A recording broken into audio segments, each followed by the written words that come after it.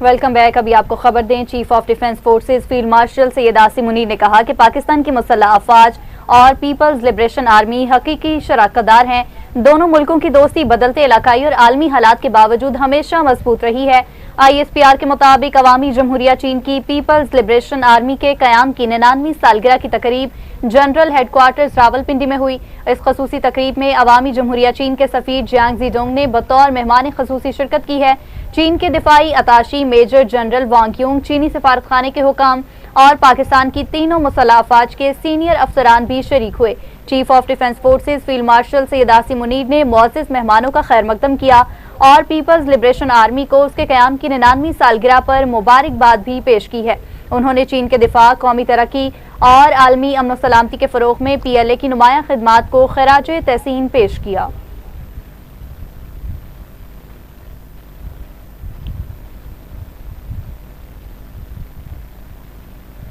आज़ाद कश्मीर में इलेक्शन के दूसरे मरहले के लिए इंतखाबी मुहिम का वक्त ख़त्म। इंतखाबी दंगल कल सजेगा। दूसरे मरहले में 21 हलकों में वोटिंग होगी। मुजफ्फराबाद डिवीजन की 9 और मुहाजिरीन की 12 नशिस्तों पर पोलिंग होगी। मुस्लिम लीग नून और पीपल्स पार्टी में कांटे का मुकाबला मुतवक्के है। मुजफ्फराबाद डिवीजन में 208 मुहाजिरीन की नशिस्तों पर 143 उम्मीदवार मद्दे मुकाबिल हैं। 12 लाख से ज़ायद वोटर्स हक़ राय दही इस्तेमाल करेंगे। इंतहाई हसास पोलिंग स्टेशन पर 8, हसास पोलिंग स्टेशन पर 6 और नॉर्मल पोलिंग स्टेशन पर 4 पुलिस एहलकार फ़राइज़ अंजाम देंगे।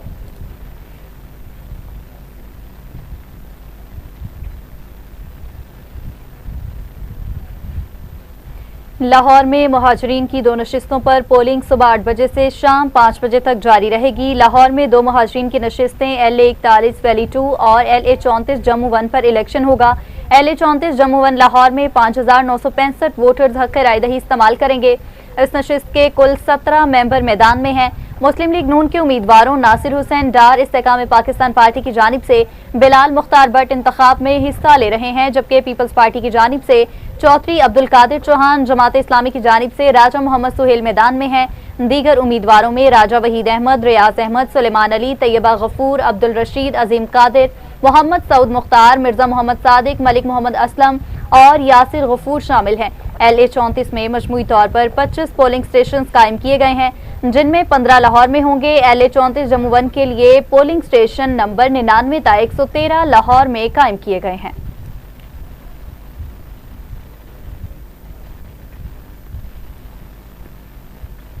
पाकिस्तान पीपल्स पार्टी के चेयरमैन बिलावल भुट्टो जरदारी का कहा कि कश्मीर की हुकूमत और कश्मीर के मुस्तकबिल के फैसले कश्मीर की आवाम खुद करें।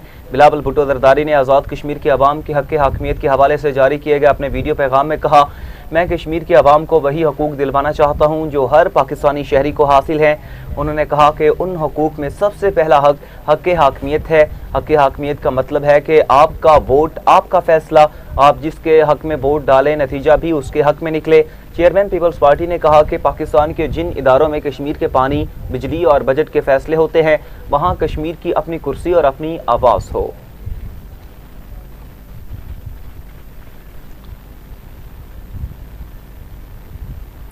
वज़ीर तालीम पंजाब राना सिकंदर हयात ने कहा है कि कश्मीरियों ने नून लीग की कारकर्दगी को वोट दिया। पीपल्स पार्टी जहां जीती है वहां तो धांधली का इल्जाम नहीं लगाती। लाहौर में सूबाई वज़ीर खेल फैसल अयूब खोखर के हमरा प्रेस कॉन्फ्रेंस करते हुए वज़ीर तालीम पंजाब राना सिकंदर हयात ने कहा, वज़ीर आला मरियम नवाज उसूलों की सियासत पर यकीन रखती है। पीपल्स पार्टी ने मुल्क से रोशनियां छीन ली थी। PP करप्शन और इखलाकियात पर लेक्चर न दे। अवाम पूछ रहे हैं सिंध में दानिश स्कूल कब बनेंगे।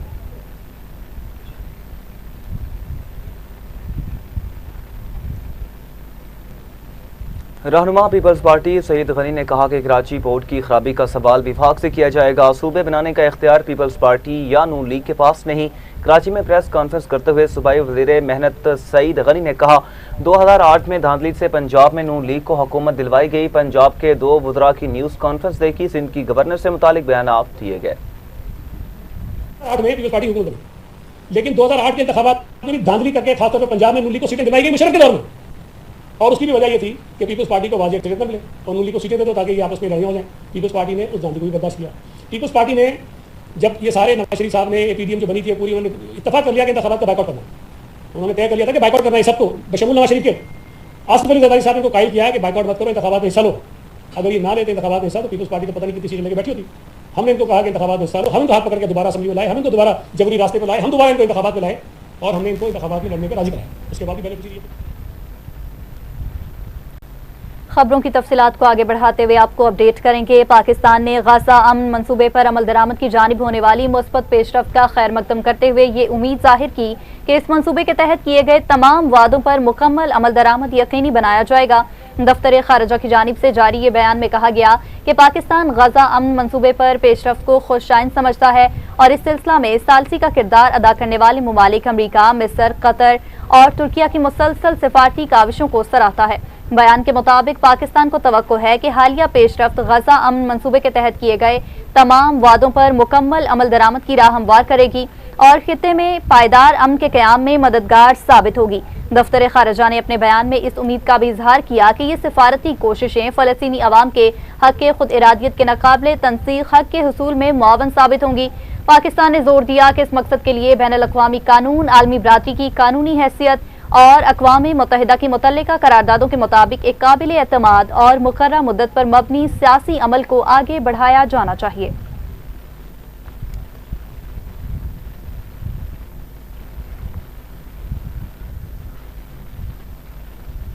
अमरीकी अखबार वॉल स्ट्रीट जर्नल ने दावा किया कि सदर ट्रंप ने अमरीकी फ़ौज को ईरान पर ताज़ा हमलों का हुक्म दिया। वॉल स्ट्रीट जर्नल के मुताबिक मुमकिन हमले हफ्ते के आखिर में शुरू हो सकते हैं, जिनमें ईरान के बिजली घरों, ऑयल रिफाइनरीज समेत तवानाई तनसीबात को निशाना बनाया जा सकता है।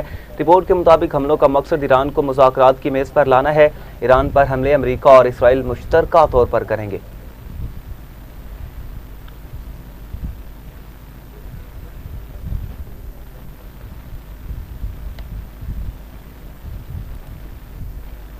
और नाज़रीन, खबर आपको दें, पेंटागन ने ईरान की तवानाई तनसीबात पर मुमकिना अमरीकी इसराइली हमले की मीडिया रिपोर्ट्स पर तबसरा करने से इनकार कर दिया।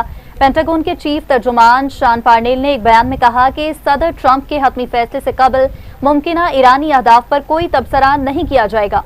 उन्होंने कहा, महकमा दिफा मुकम्मल तौर पर तैयार है और सदर की हिदायत पर किसी भी वक्त अमल दरामद के लिए तैयार है। ये बयान ऐसे वक्त में सामने आया जब अमरीकी नशियाती इदारे CBS ने अपनी रिपोर्ट में दावा किया कि अमरीका और इसराइल मुबैना तौर पर ईरान की तवानाई से मुतालिक तनसीबात पर बमबारी की मनसूबाबंदी कर रहे हैं। रिपोर्ट के मुताबिक मुमकिना हमले हफ्ते के इख्तिताम तक जारी रह सकते हैं और आलमी मालियाती मंडियों के पीर को खुलने से कबल मुकम्मल किए जाने का इम्कान है।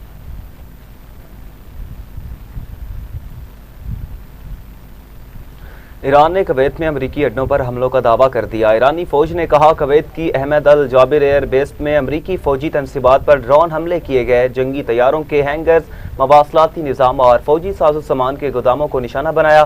पासदारान इनकलाब ने कहा कि कार्रवाई की शम जजीरे में रिहायशी इमारत पर अमरीकी हमले के जवाब में की गई। कवैत में अमरीकी फौजी अड्डे अली अल सालिम पर हमले करके 2 ड्रोन हैंगर्स और ईंधन का गोदाम तबाह किया। उन्होंने मजीद बताया कि बहरीन में शेख ईसा बेस पर अमरीकी फौज के पावर जनरेटर्स, नेविगेशन सिस्टम्स और इंतजामी इमारतों को निशाना बनाया।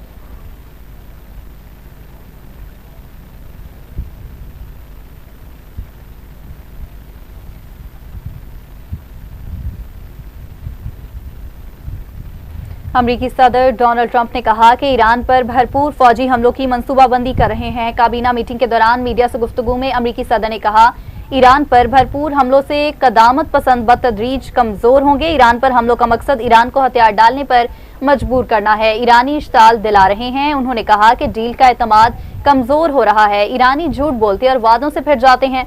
ईरान के साथ जंगबंदी की बहाली से मुतल्लिक सवाल पर ट्रंप का ये कहना था कि अमरीका सिर्फ फतह चाहता है। ट्रंप का ये भी कहना था कि अमरीकी हमलों में ईरान को शदीद नुकसान पहुंचा है। But millions of accounts are pre-funded with $1,000 from the U.S. Treasury or generous gifts from private donors like Michael and Susan Dell and others who have given billions of dollars, billions. People are putting up hundreds of millions and billions of dollars into it and buying really a great future for children. When they turn 18 or when they turn 21, instead of having no hope, no future, they will end up with hundreds of thousands of dollars and maybe even more than that. So it's going to be something to see. With modest additional contributions, they'll grow by numbers that should be, it could be over $200,000. We're looking at the timeline. I wish we had an economy like Iran की वजारत खारजा के मुताबिक वज़ीर खारजा Abbas Araghchi ने बरतानिया के वज़ीर खारजा add मिलीबैंड के साथ टेलीफोन पर गुफ्तगू में ईरान पर किसी भी मुमकिन हमले में ताउन को, चाहे वो माजी के दिफाई मुआहदों की बुनियाद पर ही क्यों न हो, नाकाबिले कबूल करार दिया। ईरानी वजारत खारजा के मुताबिक अब्बास अराग़ची ने कहा, किसी दूसरे मुल्क पर हमले के लिए किसी रियासत की सरजमीन या तनसीबात के इस्तेमाल की इजाज़त देना बैनुल-अक़वामी कानून के तहत जाहिर तसव्वुर किया जा सकता है और ऐसी सूरत में निशाना बनने वाले मुल्क को अपने दिफा का हक हासिल होता है। बयान के मुताबिक एड मिलीबैंड ने कहा कि बरतानिया ईरान के साथ किसी जंग का हिस्सा नहीं है और कशीदगी में कमी के लिए सिफारतकारी को ही मुअस्सर रास्ता समझता है।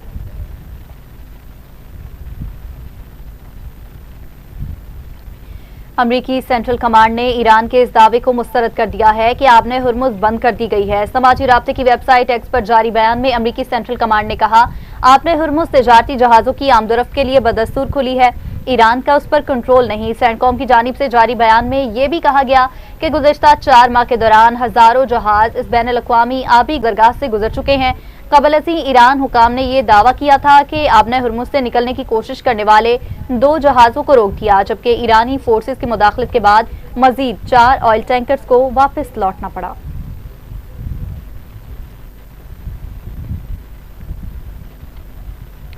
ईरानी सुप्रीम नेशनल सिक्योरिटी काउंसिल के सेक्रेटरी मोहम्मद बाकिर ज़ुल्क़दर ने कहा कि अमरीकी वोटर्स आबने हुर्मुज़ की नाकाबंदी की कीमत अदा करेंगे।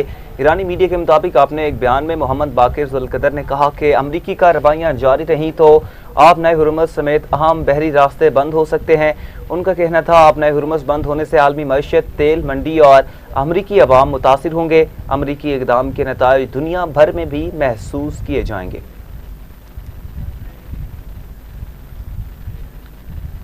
वेलकम बैक नाज़रीन, अभी बात करेंगे वफाकी वज़ीर सेहत मुस्तफ़ा कमाल ने कहा कि 18वीं आईनी तरमीम के बाद अस्पताल बनाने और चलाने का इख्तियार और वसाइल सूबों को मुंतकिल हो चुके हैं, इसलिए वफाकी वज़ीर की हैसियत से उनके पास सिंध या कराची में नए अस्पताल बनाने का इख्तियार नहीं।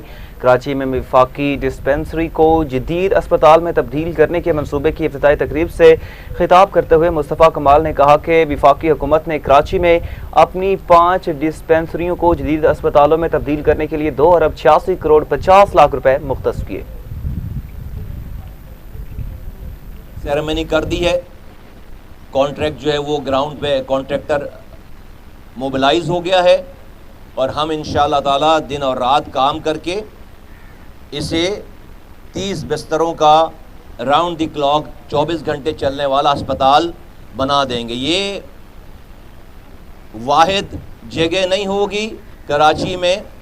हमने इस साल 2 अरब 86 करोड़ 50 लाख रुपए से 2 अरब 86 करोड़ 50 लाख अरब रुपए की लागत से 5 जो डिस्पेंसरीज और जो फेडरल गवर्नमेंट की जगह थी कराची में, हम उसको राउंड द क्लॉक 24 घंटे चलने वाले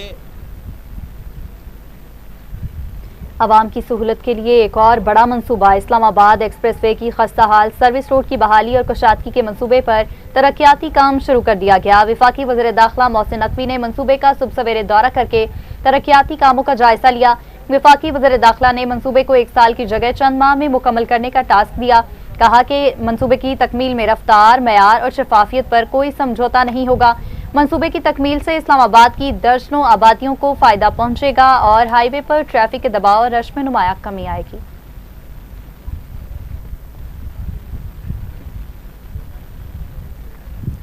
वज़ीर-ए-आला पंजाब मरीम नवाज ने कहा कि पाक अमरीका ताल्लुकात के अगले बाब को सरमायाकारी, टेक्नोलॉजी और जिद्दत से आगे बढ़ाना चाहते हैं। आला सतह के अमरीकी बिजनेस वफ़द से खिताब करते हुए वज़ीर-ए-आला पंजाब मरीम नवाज ने कहा कि बारिशों की वजह से उन दिनों तारीखी शहर लाहौर बहुत खूबसूरत नज़र आ रहा है। अमरीका से सेहत, AI, IT, मादनियात और तवानाई के शोबों का अमली काम करने वाला वफ़द आया है।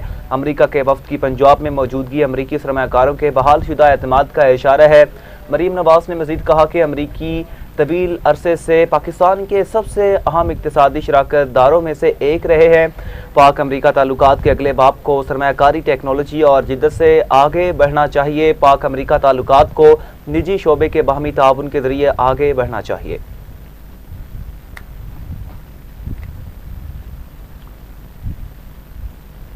जमात इस्लामी का 7 अगस्त को मुल्क भर में महंगाई के खिलाफ एहतजाज का ऐलान। कराची में न्यूज़ कॉन्फ्रेंस करते हुए अमीर जमात इस्लामी हाफिज नईमुर रहमान ने कहा 3 अगस्त को कराची में खवातीन का बड़ा एहतजाज होगा। कल मुल्क भर में यूथ रिहर्सल धरने दिए जाएंगे। हकूक़ के हसूल के लिए अवाम को सड़कों पर निकलना होगा। आज़ाद कश्मीर में मुज़ाकरात के जरिए मसले को हल किया जाए। तो इसका मतलब यह है कि सिस्टम के वज़ीर दाखिला ने एतराफ़ जुर्म कर लिया है कि जिन लोगों को हमने मुसल्लत किया है फॉर्म 47 की बुनियाद पर, तो मुसल्लत करने वाले भी और मुसल्लत होने वाले भी ये दोनों नाकाम हो गए। तो इसका एतराफ़ जुर्म करना अच्छी बात है। तो उसका तरीक़ा क्या है कि किसी ट्रक की बत्ती के पीछे कौम को लगा दें या अपनी इस्लाह करें, और जो आइन में चीज़ मौजूद है कि जो जीत रहा है उसको जीतने दें, जो हार रहा है उसको हारने दें, और आइन की जो भी फ्रेमवर्क है उसके मुताबिक काम करें।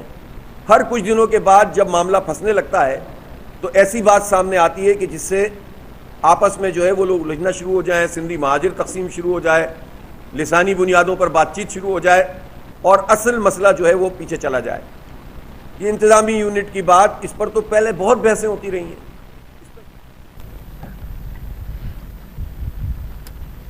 हज़रत दाता गंज बख्श रहमतुल्लाह अलैह के 983वें सालाना उर्स मुबारक के लिए महकमा औकाफ व मज़हबी अमूर पंजाब ने तमाम इंतज़ामात मुकम्मल कर लिए हैं। उर्स की तकरीबात 2 से 4 अगस्त तक जारी रहेंगी, जिसमें मुल्क भर में और बैरून मुल्क से लाखों अकीदतमंदों की शिरकत मुतवक्के है।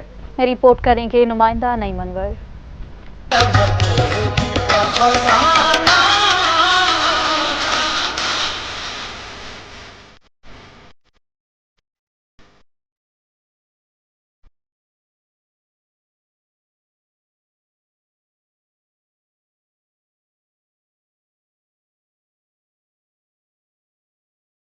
गंज बख्श फैज़ आलम मजहर नूर खुदा नाकसा रा पीर कामिल कामला रा रहनुमा। लाहौर में हजरत दाता गंज बख्श के 983वें सालाना उर्स मुबारक के लिए इंतजामात मुकम्मल। सेक्रेटरी व चीफ एडमिनिस्ट्रेटर औकाफ पंजाब डॉक्टर एहसान भुट्टा की खसूसी निगरानी में ज़ायरीन की सहूलत, सिक्योरिटी, सफाई, रहनुमाई, पार्किंग, शटल सर्विसेज और लंगर समेत तमाम इंतजामात को हतमी शक्ल दे दी गई है। तर्जमान महकमा औकाफ के मुताबिक डॉक्टर एहसान भुट्टा ने मुतल्लिका अफसरान को हिदायत की है कि हर ज़ायर को महफूज, पुरसकून और सहूलत से भरपूर माहौल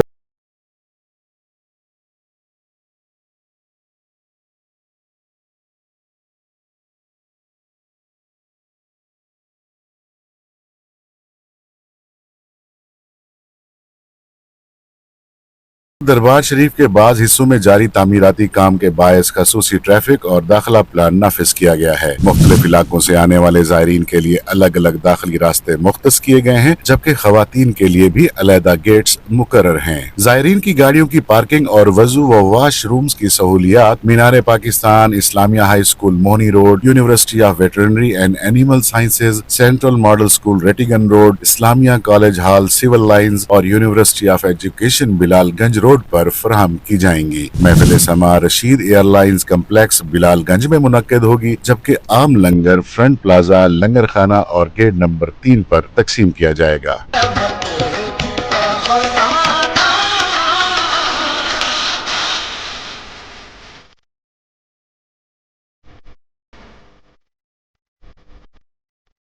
उर्स मुबारक में अकीदतमंद बुजुर्ग शहरियों के लिए गढ़ी शाहू, बादामी बाग, समनाबाद और चौबुर्जी से मुफ्त शटल सर्विसेज भी चलाई जाएंगी, जबकि खसूसी दुआओं की बराह रास्त नशरियात के लिए मुख्तलिफ मकामात पर LEDs और SMD स्क्रीन्स भी नस्ब कर दी गई हैं। कैमरामैन टीम के साथ Naeem Anwar, TV today, Lahore. Report आपने मुलाहिजा की। आगे बढ़ते हुए आपको बताएं, ब्रॉड पीक पर बर्फानी तोदा गिरने के बाद लापता होने वाले कोहे पेमाओं में से 8 की मौत की तस्दीक कर दी गई, जिनकी लाशें भी रिकवर कर ली गई हैं, जबकि 2 कोहे पेमा ताहाल लापता हैं। दुनिया की 12वीं बुलंद तरीन चोटी ब्रॉड पीक पर रेस्क्यू ऑपरेशन जारी है। खराब मौसम इमदादी कार्रवाइयों में बड़ी रुकावट है। हलाक अफराद में से 4 की लाशों की शिनाख्त कर ली गई है, जिनमें से 3 मैयतें पाक फौज के हेलीकॉप्टरों के जरिए स्कर्दू मुंतकिल की गई। बैनुल-अक़वामी कोहपेमाओं की 10 रुकनी टीम कैंप 2 से कैंप 3 जाते हुए बर्फानी तोदे की जद में आई। ड्रोन फुटेज में मजीद मुताफरीन की मौजूदगी की तस्दीक के बाद लापता कोहपेमाओं की तलाश जारी है। पाकिस्तानी कोहपेमा सुहेल सखी समेत 2 कोहपेमा तहाल लापता हैं। सूबाई वजीर सियाहत नेक नाम करीम ने कहा कि लापता कोहपेमाओं की तलाश के लिए तमाम दस्तियाब वसाइल बरकार लाए जा रहे हैं, जबकि कमिश्नर बल्तिस्तान ने कहा कि मौसम साजगार होते ही सर्च एंड रेस्क्यू ऑपरेशन मजीद तेज किया जाएगा। गिलगित बल्तिस्तान की हुकूमत की जानिब से भी ब्रॉड पीक साहने पर गहरे रंज और गम का इजहार किया गया। हुकाम ने मुतासरा खानदानों से मुकम्मल ताउन की यकीन दहानी करवाई है।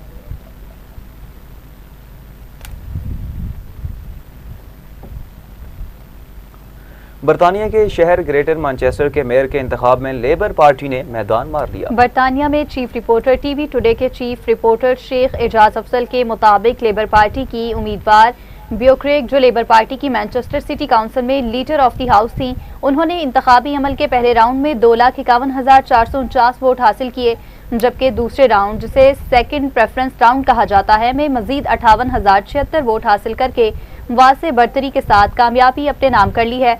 उनकी मदे मुकाबिल रिफॉर्म पार्टी के उम्मीदवार सियान एस्ले ने पहले राउंड में 1,11,928 वोट हासिल किए, जबकि सेकंड प्रेफरेंस राउंड में उन्हें 45,250 वोट मिले और वो दूसरे नंबर पर रहीं। ग्रीन पार्टी की उम्मीदवार जेराल्डीन तीसरे नंबर पर रहीं। ग्रेटर मैनचेस्टर को लाइव हॉल में वोटों की गिनती का अमल रात गए तक जारी रहा।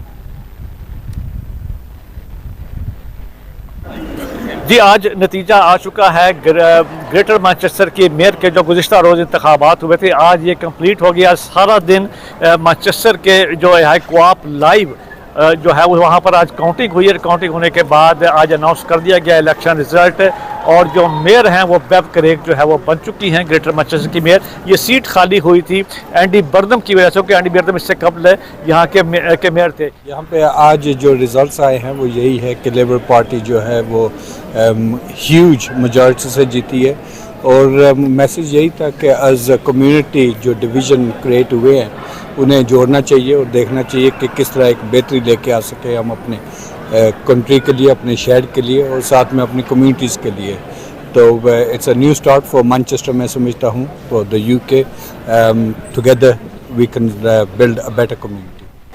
This is a fantastic result for Bev and for the Labour team here across Greater Manchester. Had an opportunity to build on the hope and optimism being delivered by Andy Burnham in number 10, but it's a great effort and a really clear sign actually that people in Greater Manchester, they're embracing that hopeful optimism that the Labour Party is offering to them. So we're really encouraged by this result. We thank them for that result, and we're here now to deliver for them on that result as well. बिल्कुल, मैं बहुत ज़्यादा मुबारकबाद देती हूँ labour party को कि हम जीत गए। बेसिकली हमारा काम जीता है, जो काम हमने लोकली किया है, ग्रेटर मैनचेस्टर में बेव ने एज अ लीडर किया है, उसका काम जीता है, और जो एंडी बर्नम ने काम किया है वो काम जीता है, और पार्टी एक नई दिशा की तरफ जा रही है, और इंशाल्लाह आगे भी हम बहुत सीटें जीतेंगे और लेबर वापस ऊपर बाउंस बैक करेगी, जो कर चुकी है। हम बड़ी तादाद से जीते हैं और हमने स्मैश आउट कर दिया है पूरी तरह से। I think it's a fantastic result for Greater Manchester.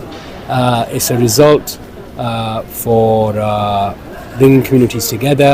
It is a result that's defeated the politics of kind of division, and it's important that I think Bev has won for other reasons than that, and that is because she has worked closely with Andy Burnham over the last few years as leader of the council, and it means that some of those policies about inclusive growth, about making sure some of the more powers are devolved to the combined authority, and making sure that Greater Manchester continues to be a successful region. It already is the kind of the most successful kind of a region in terms of growth outside the southeast, and I think because she's been working closely with Andy Burnham, because she has that good relationship with the new Prime Minister, I think Greater Manchester will go from strength to strength. And across Greater Manchester, it's been a long day for you. It's much, much appreciated. Thank you also to my fellow candidates. But the special thank you has to go to the residents of Greater Manchester. To have trust placed in you is honoured. I'm honoured, I'm humbled, and I stand ready to serve the 3 million people that live across this fantastic city region. And I will serve every single one of them, every single day. I never believed, as a girl growing up in a council estate, that one day I would have the chance to stand for the place that I love, the place in this world that I'm proud to call home, and to offer my service to make our city region better. Mayor हैं, उन्होंने कहा है कि वो आवाम के लिए और public के लिए बहुत सारी सहूलियात देंगे, बिलखसूस जो स्पेशल जो प्रोग्राम्स वो लेके आ रही हैं ओल्ड एज लोगों के लिए और यंग के लिए, जो स्पेशल बसों के लिए है कि बसें उनके लिए मुफ्त की जाएंगी और बहुत से जो डिस्काउंट हैं वो बसों के किराए में दिए जाएंगे। Sheikh Ejaz Afzal, chief reporter, TV today, United Kingdom. इसी के साथ ही न्यूज़ स्टूडियो से फिलवक्त इतना ही। मज़ीद खबरों की तफसीलात और अपडेट्स के लिए देखते रहिए TV टुडे न्यूज़।